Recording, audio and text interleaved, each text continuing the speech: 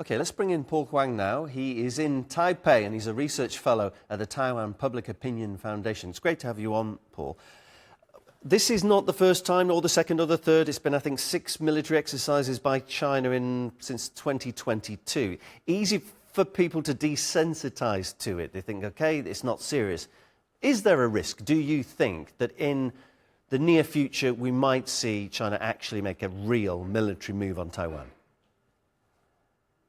Well, from a military analyst perspective, the risk of war increases every year because the military imbalance between China and Taiwan increases every year as China gains more strength compared to Taiwan.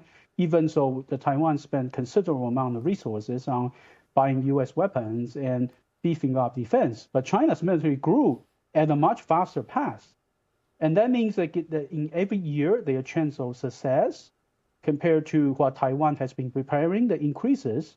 But here's the thing, of all these, only Xi Jinping, only this one guy has the power to make the decision to attack Taiwan. And if he thinks that they are not ready, then he's not going to make that move. Or maybe there comes a day when, even so he thinks they're not ready, but he finds the need to attack Taiwan, he will make that move. So it's not entirely a rational calculations on his part.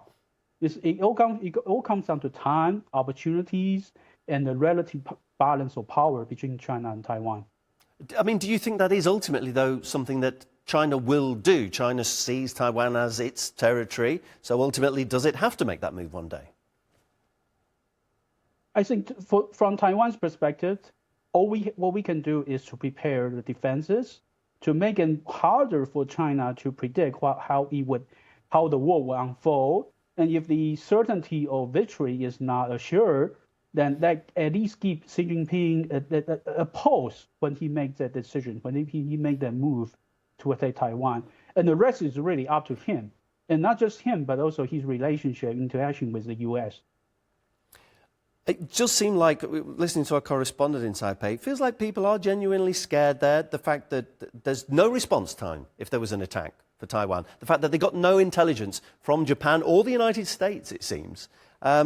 Is that a new reality that people just have to get used to there in Taiwan, living in an atmosphere of uncertainty and some fear? But it's interesting that you mention that, because from where I have observed here, people are very used to this reality, to have these exercises going on. Because Pelosi visited in 2022, that solicited a huge military exercise that was pretty unprecedented. But this year is equally large scale, and yet people are sort of kind of getting more used to it now. And so as these exercises become more frequent, people are sort of desensitized. Even so, the severity, the seriousness of these exercises, they don't change.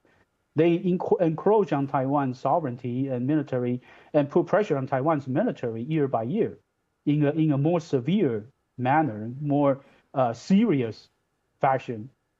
And yet for people, for common day-to-day people, they don't perceive it as much as the military planners and decision makers do. Paul, really appreciate you giving us a bit of context there. Thanks so much for coming on. Paul Huang, Research Fellow at the Taiwan Public Opinion Foundation. Thank you for having me.